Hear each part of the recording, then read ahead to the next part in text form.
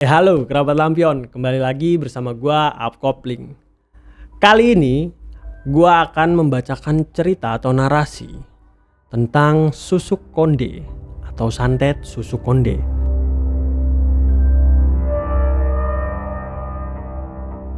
Praktek santet susuk konde ini seperti apa? Asal usulnya seperti apa dan ritual atau syaratnya untuk melakoni ini semua seperti apa? Stay dan jangan kemana-mana untuk dengerin cerita ini. Oke, berdasarkan informasi yang ada, santet susuk konde adalah praktik mistis yang menggabungkan elemen santet dan susuk. Asal usulnya berkaitan erat dengan budaya dan kepercayaan tradisional di Indonesia, khususnya yang dipengaruhi oleh budaya Jawa dan Melayu. Susuk sendiri merupakan praktik memasukkan benda asing seperti jarum, emas, atau berlian ke dalam tubuh seseorang dengan tujuan mendapatkan daya tarik, kekebalan, atau kekuasaan. Praktik ini sudah ada sejak zaman dahulu dan menjadi bagian dari tradisi spiritual dan pengobatan alternatif di banyak daerah. Sementara itu, konde adalah sanggul rambut tradisional yang sering digunakan oleh perempuan di berbagai budaya, terutama Jawa. Konde seringkali dianggap sebagai simbol kecantikan, status sosial, dan kewibawaan. Santet susuk konde sendiri diyakini sebagai gabungan dari kedua praktik ini, di mana susuk diletakkan pada konde seseorang. Kemudian melalui ritual tertentu, susuk tersebut akan mempengaruhi target yang dituju. Praktik ini seringkali dikaitkan dengan upaya untuk memikat atau mengendalikan orang lain, terutama dalam konteks percintaan atau persaingan. Meskipun secara historis dan budaya praktik ini sudah ada sejak lama, penting untuk dicatat bahwa santet susuk konde adalah bagian dari kepercayaan mistis yang tidak bisa dibuktikan secara ilmiah. Praktik ini seringkali masuk dalam kategori ilmu hitam dan memiliki konotasi negatif di masyarakat. Susuk konde itu sebenarnya bukan pure untuk santet menyakiti orang, tapi susuk konde ini adalah santet atau pemikat untuk memikat target yang dituju gitu teman-teman. Oke, kita langsung aja ke narasi horor dari susuk konde ini. Siti, gadis tercantik di kampung kami, terkenal dengan senyumnya yang manis dan tutur katanya yang lembut. Namun, yang paling memikat dari dirinya adalah kondenya, yang selalu ia kenakan rapi dengan hiasan bunga melati, dan di dalamnya tersimpan rahasia yang tak terucap. Desas-desus mulai berembus saat satu persatu pemuda desa jatuh hati padanya, seolah terbius oleh pesonanya. Namun cinta mereka tak pernah terbalas. Siti selalu menolak dengan halus, tapi matanya memancarkan kesedihan yang dalam. Satu malam, aku melihatnya duduk di bawah pohon beringin tua. Kondenya terlepas dan di sanalah kulihat sesuatu yang ganjil.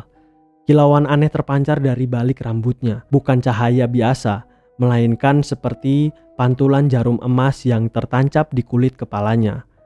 Aku tertegun, teringat cerita lama tentang santet susuk konde, di mana kecantikan didapatkan dengan mengorbankan jiwa.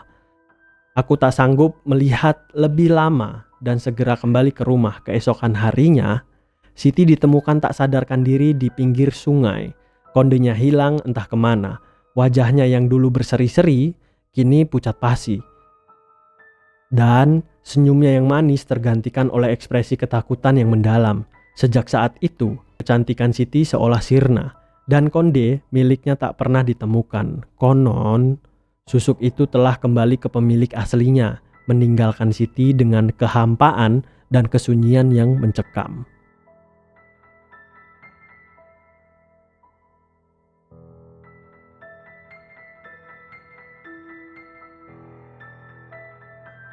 Oke, kita akan memasuki ritual atau syarat untuk menggunakan santet susuk konde ini.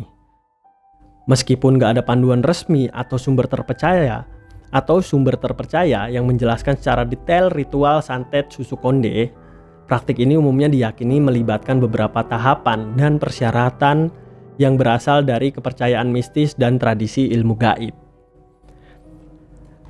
Persyaratan pertama atau persiapan pertama adalah persiapan benda dan bahan. Ritual ini dipercayai dimulai dengan persiapan benda-benda yang akan digunakan. Benda utamanya adalah susuk, yang bisa berupa jarum emas, berlian, atau benda lainnya yang dianggap memiliki kekuatan gaib. Konde yang akan digunakan sebagai media juga disiapkan seringkali dengan ritual pembersihan khusus. Yang kedua, ritual pengisian susuk. Susuk tersebut tidak langsung digunakan. Benda tersebut harus diisi dengan kekuatan atau energi spiritual melalui serangkaian ritual. Ini bisa meliputi 1. Puasa dan tirakat. Yang kedua, mantra-mantra dan jampi-jampi. Yang ketiga, persembahan atau sesajen. Dan persyaratan ketiga, pemasangan susuk. Setelah susuk dianggap aktif, benda tersebut kemudian dipasang pada target. Dalam kasus santet susuk konde, susuk ini dipercaya disisipkan ke dalam konde atau bahkan langsung ditancapkan ke kulit kepala target tanpa disadari. Pemasangan ini diyakini dilakukan oleh dukun atau orang yang memiliki ilmu khusus. Dan persyaratan yang terakhir adalah syarat dan tumbal. Dalam kepercayaan ini, setiap kekuatan gaib memiliki syarat atau bahkan tumbal. Syarat untuk santet susuk konde dipercaya berkaitan dengan pantangan yang harus dipatuhi oleh pemakainya, seperti tidak boleh melewati tempat tertentu atau tidak boleh makan makanan tertentu. Jika pantangan ini dilanggar, kekuatan susuk bisa hilang atau bahkan berbalik menyerang pemakainya. Tumbal juga bisa berupa energi atau jiwa. Harus dikorbankan agar kekuatan susuk dapat bekerja secara maksimal.